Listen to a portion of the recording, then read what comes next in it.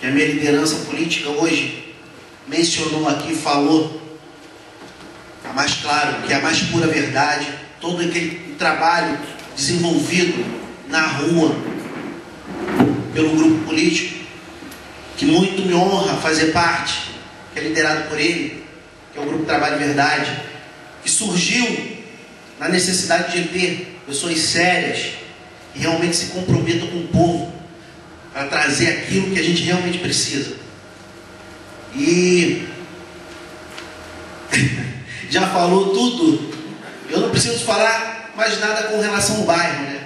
Mas falar um pouco do nosso projeto, do surgimento dessa ideia de se lançar uma candidatura do Grupo Trabalho e Verdade, liderado por essa figura aqui que é o Mauro Cardoso, nosso palestrante hoje, falou de tudo, né? Está muito claro a questão do legado que ele está mantendo aceso, de um passado de muita luta, de muita dificuldade, mas também muitas vitórias.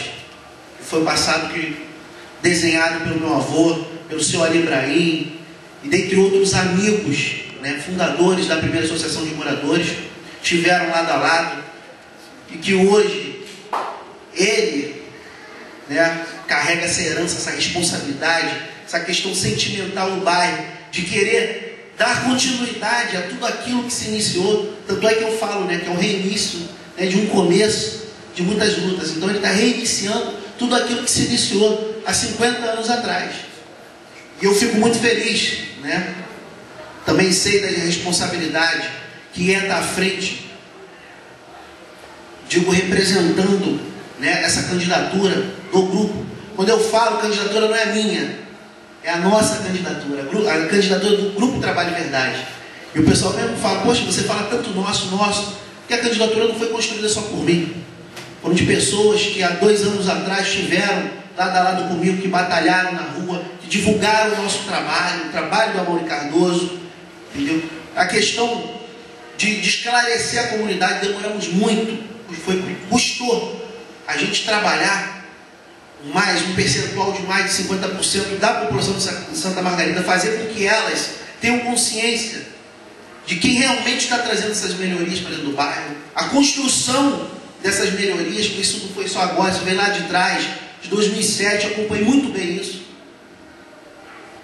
Ele, como secretário-geral, brigando contra forças partidárias, correu o risco de ser expulso do partido, mas manteve a sua posição política. Eu tive ali lado a lado com ele. Isso aí, que garantiu a legenda do prefeito Eduardo Paes. Parte do partido não queria que o Eduardo fosse prefeito. Foi não, tem que ser. E aí, por isso que o prefeito me tem essa consideração. Então, essa construção, lá em 2006, também participou do processo de construção da candidatura do Sérgio Cabral. Inclusive, a militância, eu era um militante e delegado do partido, também não concordava com a candidatura do Sérgio naquele momento, mas ele entendeu, começou a articular junto, na época, né, com o garotinho, construiu a candidatura do Sérgio Cabral. Mas hoje, o PMDB, estando à frente do Estado, tanto do Estado quanto do município, fazendo a diferença.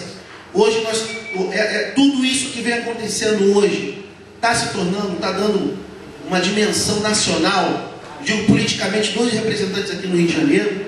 Isso muito nos orgulha, principalmente nós que somos dirigentes partidários. Eu, como vice-presidente da juventude do PMDB, com muito orgulho aqui da capital, cujo meu presidente é o deputado Rafael Pisciano, deputado que junto com o pai dele nos ajudou no processo de articulação das melhorias aqui do bairro. Então eu fico muito feliz de estar fazendo parte dessa conjuntura política, né? Essa nova conjuntura política do PMDB. Eu também não sou um braço, eu sou um grão de areia ali que está ajudando também, dando uma contribuição para que se dê continuidade, né, com relação à instituição Partido do Movimento Democrático Brasileiro, a continuar escrevendo a história do nosso país. Partido histórico, quando ele falou, né, a minha liderança maior, meu guru, meu pai aqui, falou bem com relação à clandestinidade, né, os partidos ilegais de esquerda, que não podiam concorrer ao processo eleitoral naquela época, mas tinha o PMDB lá atrás, que era o MDB, que lutava, que defendia aquilo que o movimento de esquerda naquela época defendia. E com relação ao movimento jovem, a gente tem acompanhado muito a história da questão da juventude, desde a época do lar, da escravidão, né, que o movimento jovem se reuniu para construir o processo de liberdade dos escravos. Depois veio o movimento tenentista também, de jovens oficiais que ocupavam o poder naquela época, na década de 30. Depois o movimento do golpe militar, durante quase 20 anos, a juventude lá, no movimento estudantil, como o Amaury Cardoso mencionou aqui, falou, foi muito forte com relação a essa questão do regime militar, passando durante 20 anos lutando a favor daquilo que eles acreditavam, né? Passando, o último grande movimento falou da década de 90, que foi em 92, o impedimento de um mandato do ex-presidente Fernando Collor, o impeachment. E depois disso avançou, criou um buraco. Em 2000 surgiu, né, o processo religioso, né, com relação ao crescimento, né, de percentual muito grande das conversões, né, do crescimento da igreja evangélica protestante no Brasil.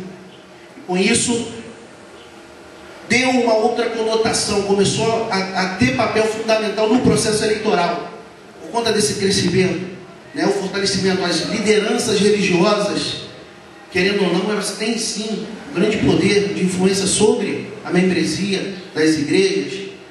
Então essa preocupação ela já vem de lá, vem de 11 anos com relação a isso. Mas também a gente sabe, como tem um mau político, tem um bom político, tem o bom presidente da associação, o mau presidente da associação, também tem um bom pastor e um mau pastor, infelizmente. Então essa é a minha preocupação. Eu, com 5 anos no Evangelho, para a honra e glória de Deus, eu tenho sim buscado um caminho reto, buscado trabalhar sempre focado nas questões dos princípios, e levantou essa preocupação, essa vontade de querer dar o pontapé inicial e trabalhar o segmento evangélico, essa questão da candidatura. Então eu sei que existe muita gente que vem, a gente chama, né, dentro do nosso diálogo de manjares, né, muita gente oferece para a gente, essas lideranças políticas hoje vem e oferece, e a gente esquece de avaliar o passado, né, o caráter desse político. Então eu tenho trabalhado muito contra isso, eu sei da dificuldade que é. Eu recebo maus pastores também na minha sala. Infelizmente a gente tem que atender a todos, mas a gente buscar avaliar o nível de caráter, né? Aquele que quiser me apoiar, sem compromisso nenhum, mas não adianta esperar nada de mim com relação ao projeto pessoal dele, que eu não tenho projeto pessoal. Como bem falou a Amaury Cardoso aqui, a gente pensa no coletivo, a gente trabalha o coletivo. Se não houver coletividade, não tem história, não tem o porquê eu estar aqui e não ser candidato. É assim que eu aprendi, a política séria, honesta, transparente. Está aí o outro legado nosso, que para mim eu considero como legado, e não deixo de falar, que é o Miésimo da Silva, com muito orgulho. 2 anos à frente do Miésimo da Silva, o diretor, eu auxiliando ele lá, trabalhando contra a pilantragem, contra a corrupção. E eu só sei a dificuldade que é, às vezes um pouco de frustração por parte do diretor, por conta da tua história política. Tem que estar passando por essas coisas, forças políticas acima dele, querendo se aproveitar de um momento e desviar aquilo que é direito daquele equipamento público. E ele que aprendeu que o gestor tem que cuidar do equipamento como se fosse a segunda casa. Então está lá, está diferente, está organizado. Pode falar que não tem obras, as obras necessárias que precisam ser feitas, é muito dinheiro. Aí você vai ver a organização, você não vê o banheiro sujo, você sente a questão da segurança ali dentro, entendeu? Não tem, os professores dão aula, eu vejo a cobrança dele em cima da área técnica, não é a minha seara, não é a minha responsabilidade, a minha atribuição, mas eu vejo a cobrança dele em cima da área técnica. Então cada detalhe Isso é muito importante para as pessoas saberem. O conselho, qual diretor ou gestor sem dinheiro, que não tem dinheiro para fazer melhorias necessárias dentro de um equipamento, cria um conselho dentro do próprio equipamento. De pais e alunos. É um conselho independente. Houve uma eleição ali.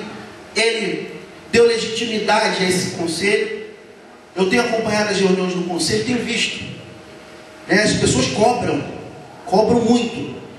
Mas a gente tem que sempre ter um argumento, uma explicação. Porque ele sempre falou, vale o que está escrito.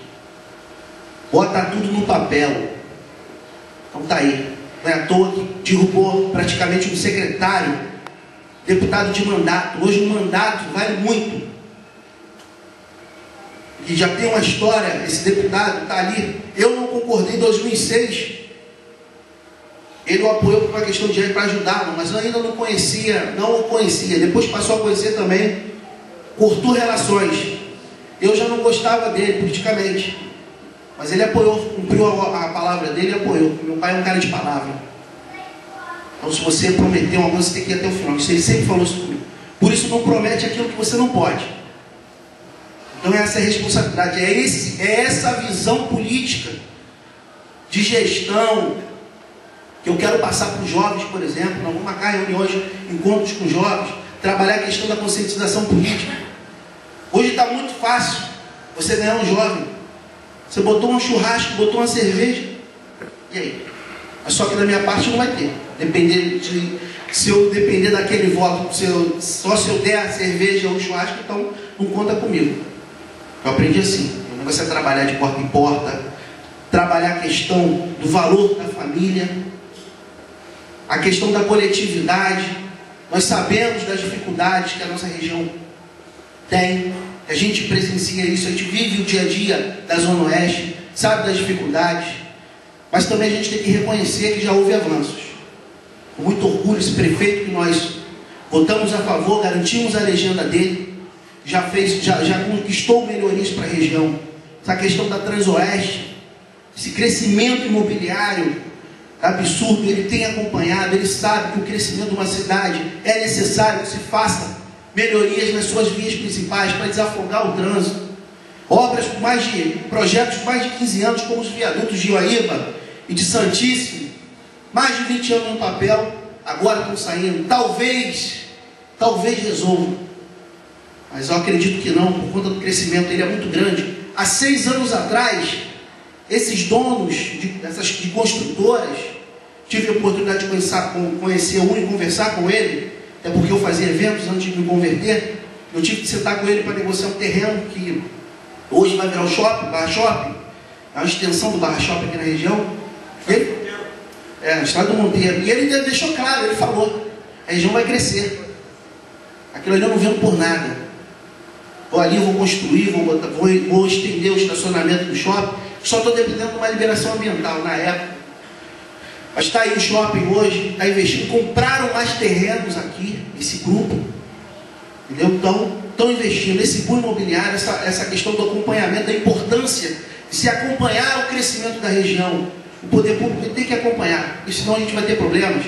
Vivenciamos agora recentemente um problema aqui na cidade do Campinho, a questão do abastecimento de água de um condomínio novo aqui, né? E todo mundo sabe que gera um custo para você puxar de uma rede central, de um ramal central de água, para poder abastecer aquele determinado conjunto habitacional. Eu tive com o diretor de operações na época, um amigo, meu pai de anos, o senhor Duarte, foi diretor de operações aqui da região, e ele conversou comigo a história desse conjunto habitacional, e falando que foi puxado sim do ramal de Santa Margarida, por isso que hoje a água está tão fraca. Todo mundo fala, mas por que cresceu? Não só por isso, porque também no meio do caminho tem a facilidade, a falta de seriedade do profissional, a falta de fiscalização em cima disso. Entendeu? Vai e puxa. No meio do caminho, uma questão do abastecimento, ele vai abastecer ali. Aí tem a facilitação de quem é responsável, coordenador, que seja. E com isso quem paga são os bairros mais antigos. Aí fala, mas as áreas agrícolas de Santa Margarida não tem abastecimento de água, não tem. Mas é porque a gente tem que começar a entender o porquê que está acontecendo isso. Entendeu? Infelizmente, nós temos hoje 2 parlamentares